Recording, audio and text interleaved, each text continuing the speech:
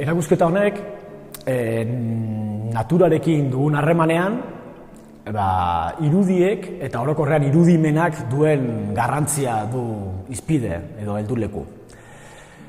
Harreman horrek jakina denez, ilustraziotik aurrera bide berri bati ekingo dio, bide berri bat izango du, zientzia naturalen eta positibismoaren sorrerarekin. Eta, esango genuke nolabait, Europa astindu zuen mugimendu kultural eta politiko honen ondorioz, holako arrazoi abstraktua eta bere eragiketak bakarrik izango dutela mundua esplikatzeko legitimitatea, ez?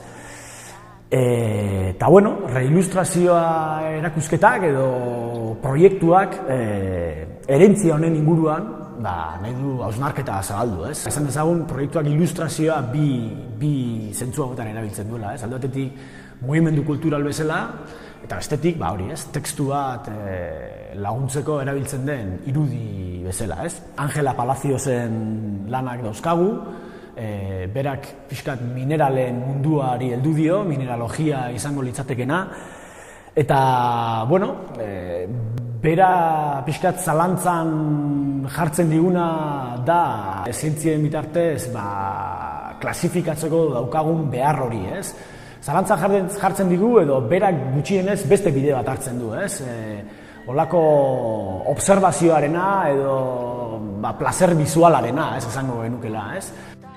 5 pinturas de 5 piedras están pintadas con pastel y lo que me interesa en estos trabajos es cómo también a partir de una representación muy figurativa de, en este caso, estos elementos que son unas piedras, el espectador pues también puede acabar viendo como aspectos mucho más plásticos y más abstractos de la imagen, a partir siempre de esta representación que es muy fidel a la realidad y muy figurativa.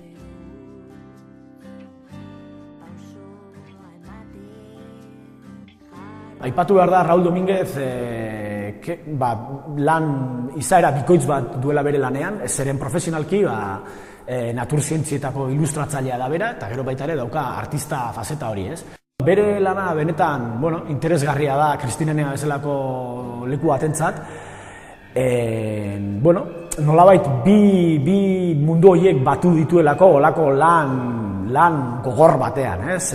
Lan oso fisiko eta material batean, ez? Nik aipatuko nukena bere lanean hain zuzen da zentzumen ezberdinen jerarkia hori, ez? Zalantzan jartzen duena. Inaugurazio egunean eduki genuela Oier Iruretagoiena artistaren interbentzio bat, kontzertu bat, soinu kontzertu bat. Bada kontzertu bat, soinu pieza bat, naturako soinuetatik abiatuta egindakoa, eta gero nire lana izan da horren berrinterpretazio bat edo egitea, ez? Eta, manipulazio oso sinpleak erabili ditut, edo manipulazio bakarrak izan dira zatiketa,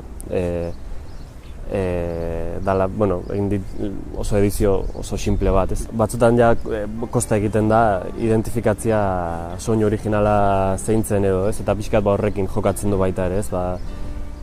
Identifikagarria dena eta beste batzutan ez dena, ez? Batzutan oso lausotuta geratzen da, ez? Hasierako soinu hori zeintzan edo, ez?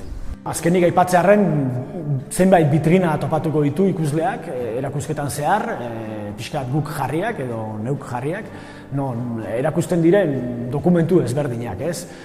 Horien tartean aipatuko nuke Athanasius Kircherren liburu bat, Athanasius Kircher izan zen olako jesuita pertsona jakintzu bat, ikertu zituena milaka gauza, eta hain zuzen aukeraketaren arrazoia egongo litzateke bera delako olako ilustrazioaren aurreko pentsalari bat, ez? Non barrokoko gizon bezala, barroko garaiko gizon bezala, jakinduria zientifikoa erabat zeharkatua agertzen den irudietaz, ez? Dena bere jakinduria guztia dago irudiz beteta, ez? Eta horregatik aukeraketa hori, ez?